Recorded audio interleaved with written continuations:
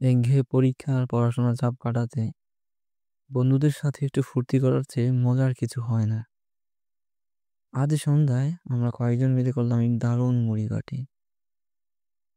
পরীক্ষার পর সবাই ক্লান্ত ছিলাম, কিন্তু মজা করার ইচ্ছেটা ছিল প্রবল। তাই মুড়ি, চিপস, চানাচুর, সরিষার তেল, মরিচ সহ বানালাম ঝালমুড়ি। কেউ বানাচ্ছে, কেউ কাটছে, কেউ বা গল্প করছে। মুহূর্তের মধ্যেই যেন পরিবেশটা প্রাণবন্ত হয়ে উঠল।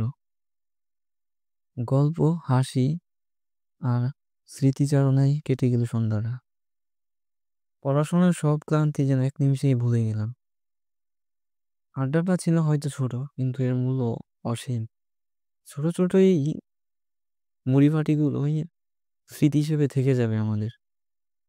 এই মুড়িভাটি শুধু একটা খাবারের আয়োজন ছিল না, এটা ছিল আমাদের বন্ধুত্ব আর আনন্দ ভাগাভাগি করার এক দারুণ উপলক্ষ। একঘেয়ে পরীক্ষা আর পড়াশোনার চাপ কাটাতে বন্ধুদের সাথে একটু ফুর্তি করার চেয়ে মজার কিছু হয় না। আজ